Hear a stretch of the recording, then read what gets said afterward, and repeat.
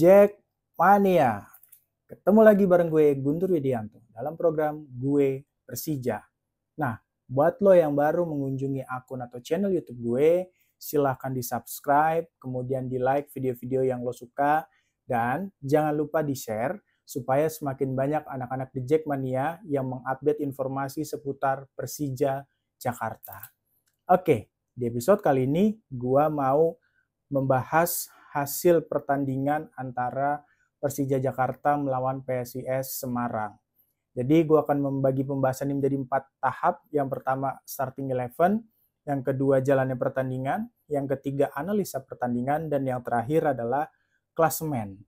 Nah, gue masuk yang pertama dulu di starting 11. Jadi menarik untuk melihat starting 11 Persija di pertandingan hari ini karena Carlos Peña ini melakukan rotasi terhadap sejumlah pemain.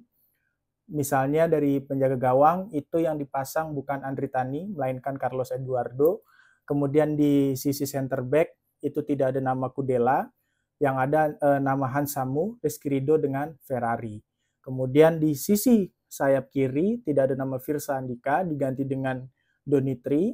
Kemudian sektor kanan masih Rio Fahmi. Nah di sektor tengah ini juga ada rotasi lagi, yaitu penempatan Ramon, Gayos dengan Witan. Nah, Witan ini menggantikan posisi atau peran dari Rio Matsumura yang dipasang di babak kedua.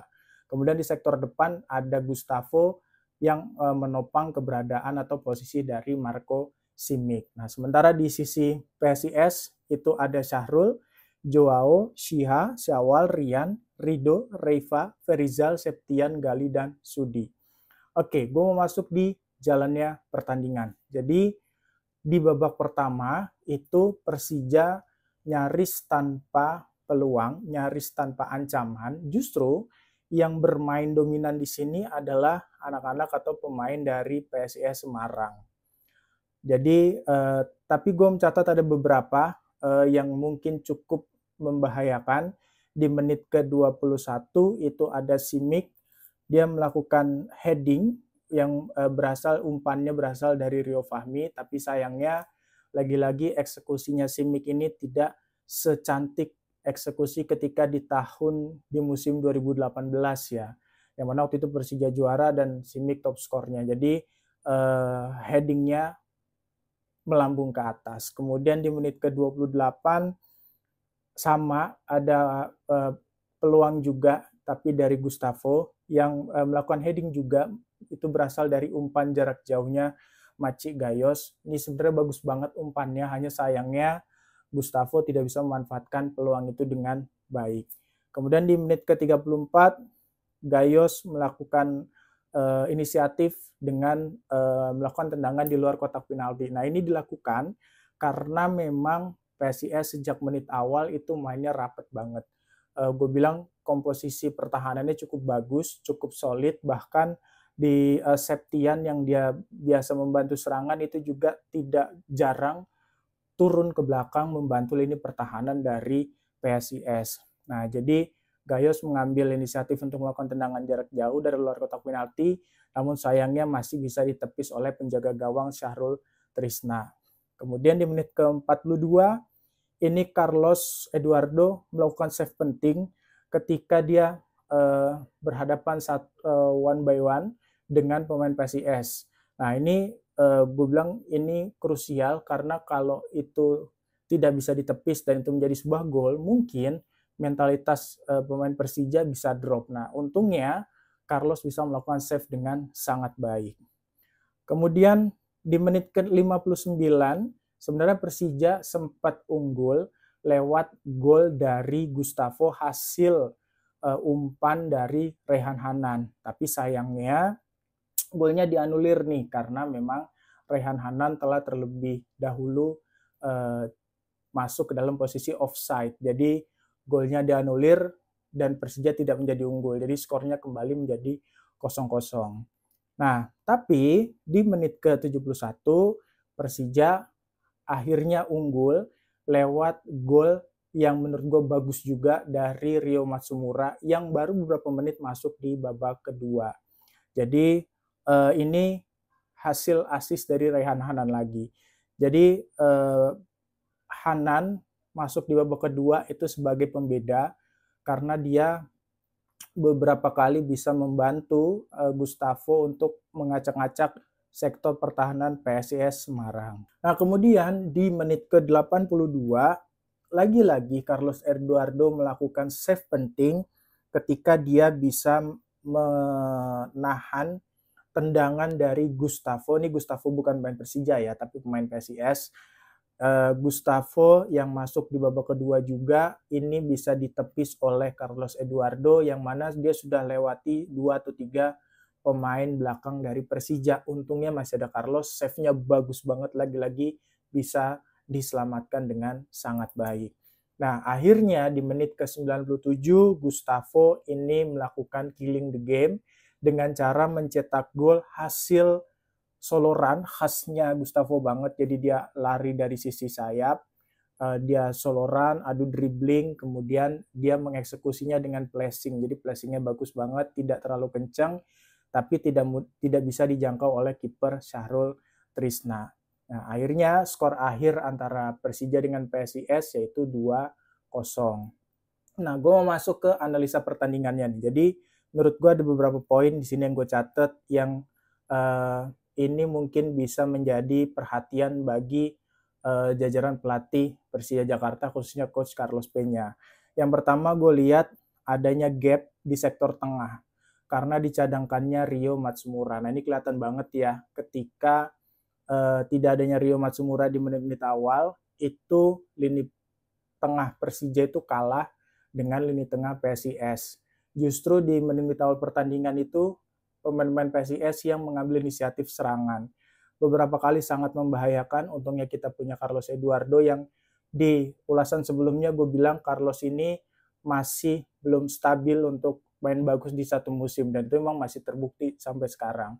Tapi di kali ini ya beruntungnya ada Carlos sehingga gap yang di lini tengah tadi itu masih bisa ditutupi karena tidak terjadi gol. Tapi kalau lo lihat pertandingannya tadi benar-benar lini tengahnya Persija itu kelihatan banget ada gap. Jadi tidak adanya penghubung yang baik antara lini pertahanan dengan sektor depan. Biasanya itu dilakukan oleh Rio Matsumura. Nah, ini tidak hanya Rio Matsumura ini ternyata sangat terasa nih di lini serang Persija.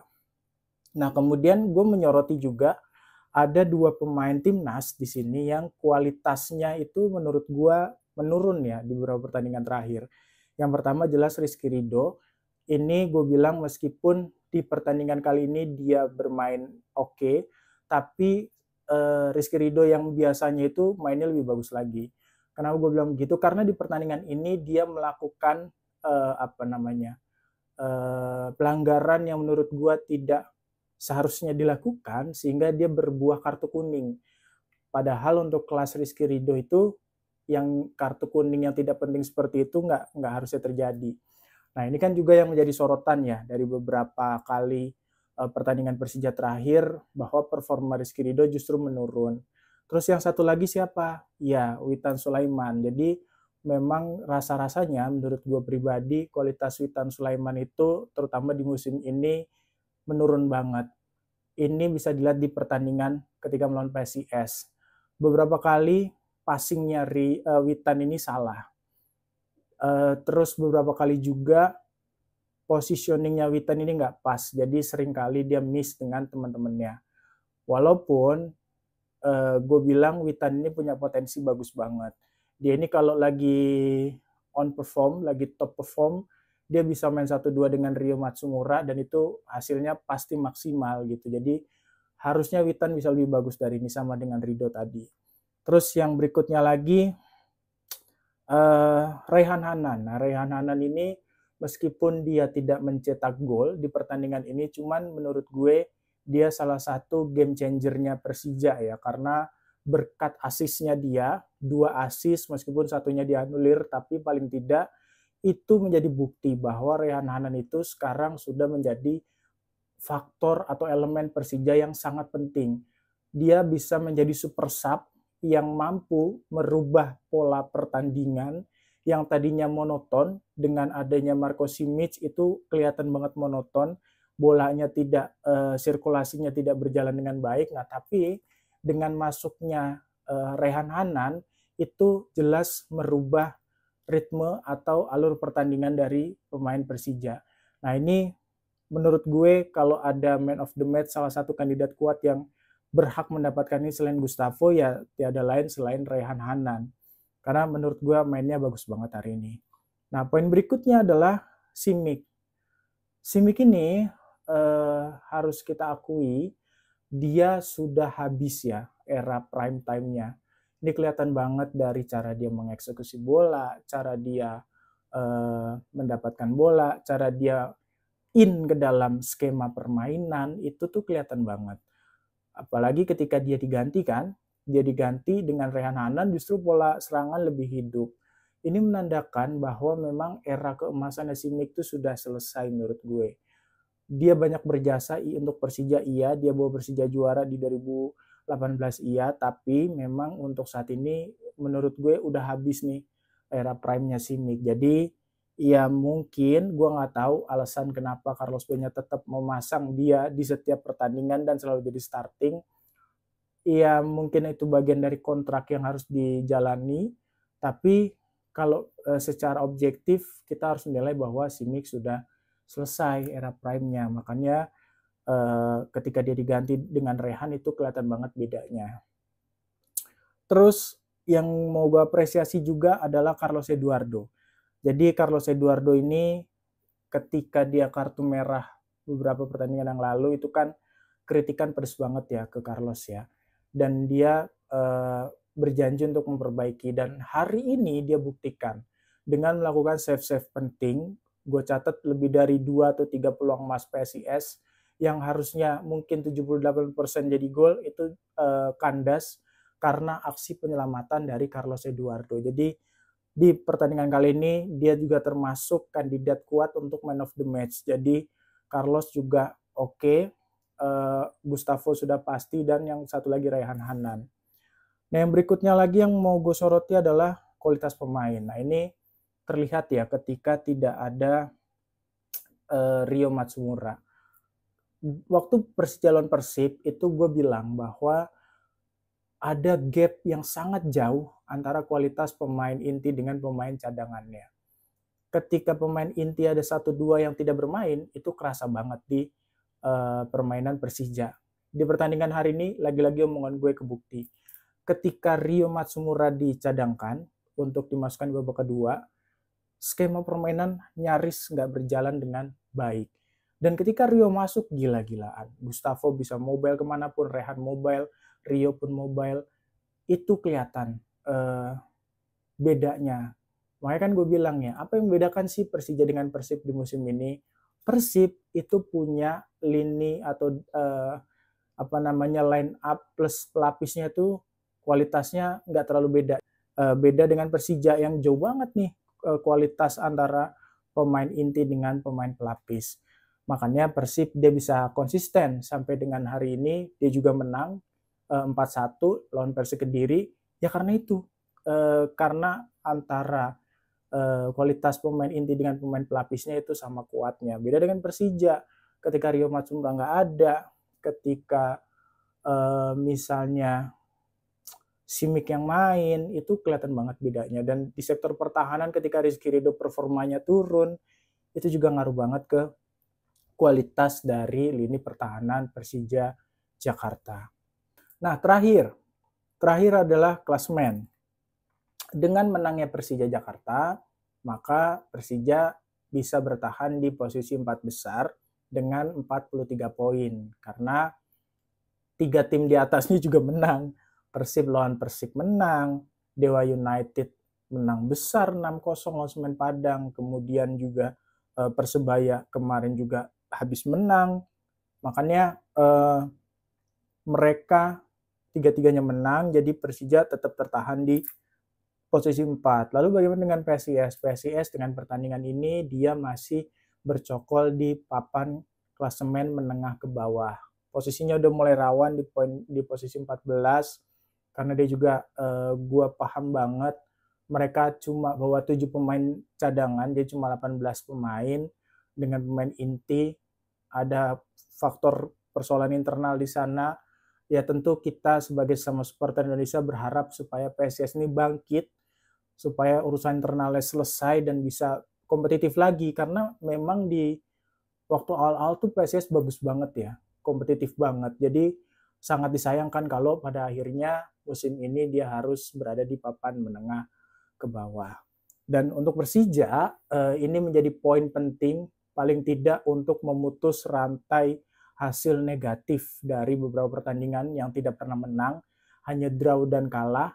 Nah, dengan kemenangan ini meskipun gue bilang ini masih termasuk kategori ugly win ya, karena dia tidak solid menangnya, dia baru bisa menang di babak kedua, dan itu pun karena pergantian pemain Carlos Peña.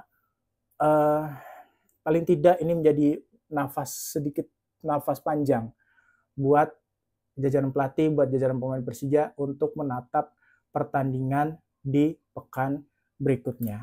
Oke, sekian dulu ulasan dari gue. Buat lo yang punya kritik, pertanyaan, saran, dan masukan, jangan lupa tulis di kolom komentar. Sampai jumpa. Jack Mania.